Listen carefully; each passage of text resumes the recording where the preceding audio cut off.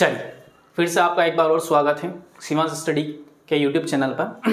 चलिए आज के करंट अफेयर की शुरुआत करते हैं हम। आज का पहला करंट अफेयर है अपने साथ में, मिथिला मखाना को मिला जीआई टैग। मिथिला मखाना जो कि बिहार के मिथिला क्षेत्र में होता है, उसमें एक जीआई टैग मिला है। जीआई टैग का मतलब होता है जियोग्राफिकल इंडिकेशन, अर्थात वो जो कोई भी प्रोडक्ट है वो किस स्पेसिफिक जगह पर प्रोडक्शन किया जा रहा है उसके उसमें दिया जाता है GI tag. GI tag department of industry promotion and internal trade के द्वारा ये दिया जाता है। ये वाणिज्य मंत्रालय के अधीन कार्य करता है और इसका जो मुख्यालय है वो चेन्नई में उपस्थित है। ठीक, अगले जो न्यूज़ है अपनी ऑर्टिमस मिशन को लेकर है। क्या है ऑर्टिमस मिशन? तो ऑर्टिमस मिशन जो है नासा के द्वारा चांद पर अंतरिक्ष यात्रियों को भेजने के लिए एक मिशन चलाया गया है जिसका नाम है ऑर्टिमस मिशन। इस मिशन के तहत क्या किया गया है कि नासा ने चंद्रमा पर 13 ऐसी जगह की खोज की है जहां पर वो अंतरिक्ष यात्रियों को उतारेगा। ठीक है, ऑर्टिमस मिशन नासा के द्वारा चलाया जा रहा है। नासा की बात करें तो नासा की जो स्थापना हुई थी 1958 में हुई थी। ठीक है, इसका मुख्यालय वॉशिंगटन डीसी में। इस डीसी का जो फुल फॉर्म होता है वो डिस्ट्रिक्ट ऑफ कोलंबिया होता है। ठीक है, डिस्ट्रिक्ट ऑफ कोलंबिया। इसके वर्तमान में अध्यक्ष की बात करें तो बिल नेल्सन जो है इसके वर्तमान में अध्यक्ष हैं या डायरेक्टर हैं नासा के। ठीक है, उसके बाद अगली न्यूज़ है चंडीगढ़ एयरपोर्ट जो है उस चंडीगढ़ एयरपोर्ट का नाम चेंज करके शहीद ए आजम भगत सिंह एयरपोर्ट रखने का प्रस्ताव पंजाब के द्वारा और जो हरियाणा स्टेट है, क्योंकि जो चंडीगढ़ है वो चंडीगढ़ जो है पंजाब और हरियाणा दोनों की संयुक्त राजधानी है, इसलिए इन दोनों राज्यों के द्वारा क्या किया गया है, एक प्रस्ताव किया गया है शहीद ए आजम भगत सिंह चंडीगढ़ एयरपोर्ट का नाम रखने के संबंध में, और इस प्रस्ताव को केंद्र के पास भेज दिया है। केंद्र इसको अब अप्रूव देगा। उसके बाद इस एयरपोर्ट का जो नाम हो जाएगा, चंडीगढ़ एयरपोर्ट का नाम वो शहीद ए आजम भगत सिंह एयरपोर्ट हो जाएगा। ठीक है, बता दें तो सिविल एविएशन मिनिस्टर अभी ज्योतिरादित्य सिंधिया जी हैं। ठीक है, ज्योतिरादित्य सिंधिया जी जो कि राज्यसभा के बीजेपी से सांसद है। उसके बाद देखते हैं मंकी पॉक्स। ठीक है, तो मंकी पॉक्स एक वायरस है। ठीक है, उस मंकी पॉक्स वायरस के परीक्षण के लिए भारत के द्वारा पहली स्वदेशी टेस्ट किट बनाई गई है। इस टेस्ट किट को बनाने का काम किया है ट्रांस एशिया बायोमेडिकल्स के द्वारा इसको बनाने का काम किया गया है। मंकी पॉक्स के परीक्षण करने के लिए भारत की किसी कंपनी के द्वारा पहली जो टेस्ट किट बनाई गई है उस टेस्ट किट को बनाया है ट्रांस एशिया बायोमेडिकल्स के द्वारा।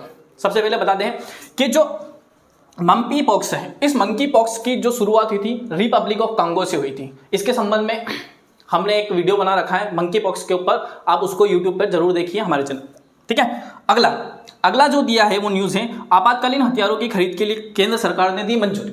ये क्या है? तो जो सेना होती है उस सेना के जब हथियारों की कमी आती है या किन्हीं कारणों से या फिर किसी देश के वॉर करने का खतरा हो, जैसे चाइना से हमारे ऊपर हमला हो सकता है, जो चाइना और अन्य देशों के बीच में डिस्प्यूट चल रहा है, उन डिस्प्यूट को लेकर तो हो सकता है चाइना अपने और अग्रेसिव हो जाए। तो इससे बचने के लिए भारत सरकार ने क्या किया है कि आपातकालीन हथियार की खरीदी पर क्या दे दी है, मंजूरी दे दी। ठीक है, इस आपातकालीन खरीदी पर मंजूरी देने के बाद अब क्या होगा, जो भारतीय सेना के जो तीनों अंग हैं, मतलब एयरफोर्स, आर्मी और नेवी, तीनों अंग जो होंगे वो फास्ट ट्रैक रूट के तहत क्या करेंगे आप हथियारों की खरीदारी कर सकेंगे। इस खरीदारी में क्या होता है, नॉर्मली जब सेना को कोई हथियार खरीदना होता है तो उस हथियार खरीदने में क्या करना पड़ता है, सेना को एक लंबा 4 से 5 साल का पूरा जो प्रोसेस होता है उस प्रोसेस से गुजरना पड़ता है।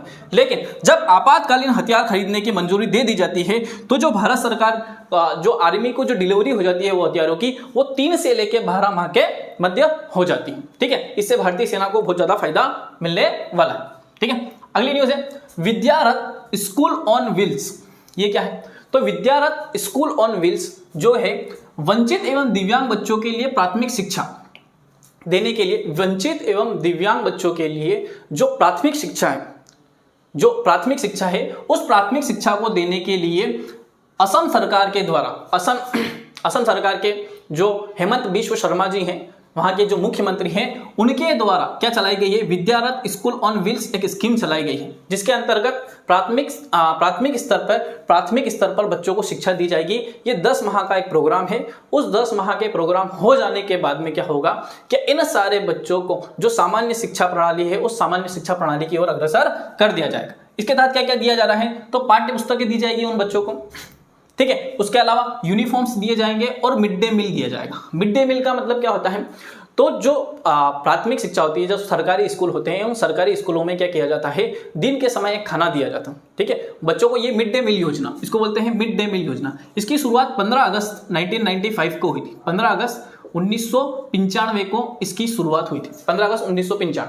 इसका उद्देश्य ये था कि भारतीय जितने भी शिक्षा, छोटे जो गरीब बच्चे होते हैं, उन गरीब बच्चों को खाने के माध्यम से स्कूलों में बुलाया जाए और स्कूलों में उनका पोषण स्तर भी अच्छा हो, उसके साथ साथ में वो बच्चे वहां पे क्या कर सके, शिक्षा भी ग्रहण कर सके। इस योजना का ये उद्देश्य था। ये अंडर डीएम रहती है, डिस्ट्रिक्ट मजिस्ट्रेट जो रहता है उस जिले का, उस डिस्ट्रिक्ट मजिस्ट्रेट के अंतर्गत कार्य करती है मिड डे मील योजना, ठीक है। अगली न्यूज क्या है, विश्व जल सप्ताह क्या है, तो विश्व जल सप्ताह 23 अगस्त से 1 सितंबर के मध्य में मनाया जाएगा। 23 अगस्त से 1 सितंबर के मध्य में मनाया जाएगा विश्व जल सप्ताह, ठीक है।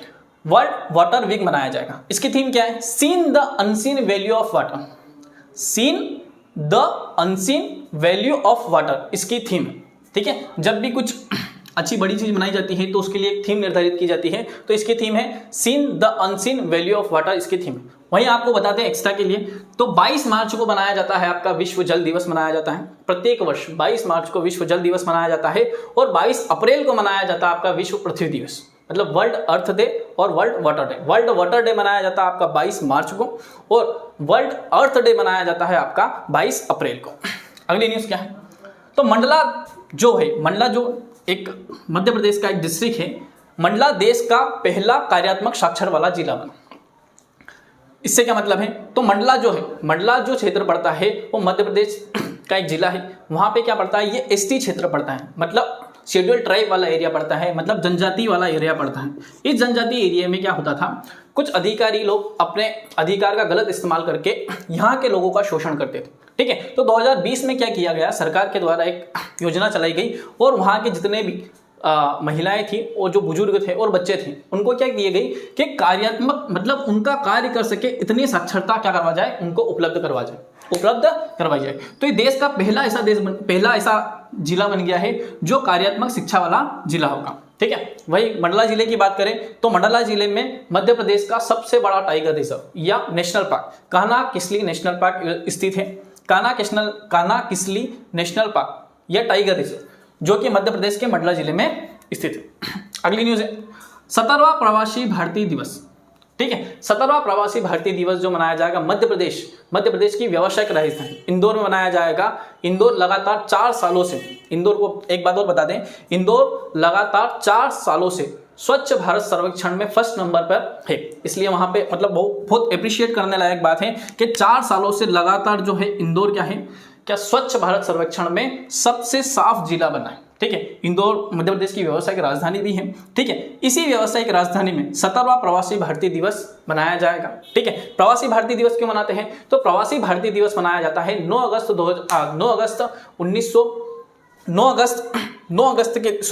जनवरी के दिन महात्मा गांधी जी 9 जनवरी 1915 के दिन महात्मा गांधी जी अपने अफ्रीका से वापस भारत आए थे, ठीक है। इस उपलक्ष्य में क्या मनाया जाता है, आपका प्रवासी भारतीय दिवस मनाया जाता है। NRI day, non residence of India day मनाया जाता है। NRI किसे कहते हैं, तो प्रवासी भारतीय उन लोगों को कहते हैं जो भारतीय लोग हैं लेकिन किन्हीं कारणों की वजह से, चाहे व्यावसायिक कारण हो, चाहे आर्थिक कारण हो, चाहे एजुकेशनल कारण हो, कुछ भी कारण हो सकते हैं, उन कारणों की वजह से क्या कर रहे हैं, वो भारत के बाहर प्रवास कर रहे हैं। लगभग 183 दिन से अगर ज़्यादा दिन, 183 दिन से ज़्यादा दिन से लगातार कोई भारत के बाहर प्रवास कर रहा है, भारत के बाहर कोई रेसिडेंस कर रहा है, तो उसको बोल लिया जाता है NRI मान लिया जाता है, non residence of India person मान लिया जाता है, ठीक है। तो उन NRI के लिए ही क्या किया जाता है, एक NRI दिवस मनाया जाता है, प्रवासी भारतीय दिवस मनाया जाता है। जो 17वां प्रवासी भारतीय दिवस मनाया जाएगा इंदौर में मनाया जाएगा, और जो 16वें नंबर का प्रवासी भारतीय दिवस था,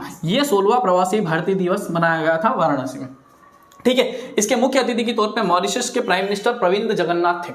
मॉरिशस के प्राइम मिनिस्टर प्रविंद जगन्नाथ इसके क्या बने थे, अतिथि बने थे। फिर एनआरए डे की मनाने की शुरुआत कब हुई थी, तो एक लक्ष्मीमल सिंघवी जी की अध्यक्षता में एक कमेटी बनी थी। उस कमेटी में ने रिकमेंडेशन किया था कि जो भारतीय डायस्पोरा है, जो भारतीय लोग हैं भारत से बाहर प्रवेश, भारत के बाहर रह रहे हैं, तो उन भारतीयों को भारत की ओर आकर्षित करने के लिए लक्ष्मीमल सिंघवी जी ने एक रिकमेंडेशन की थी। उसके तहत 9 जनवरी 2002 को अटल बिहारी वाजपेयी के द्वारा इसको बनाने की शुरुआत की गई थी। प्रवासी भारतीय दिवस को मनाने की शुरुआत की थी। ठीक है, आज के लिए इतना ही है।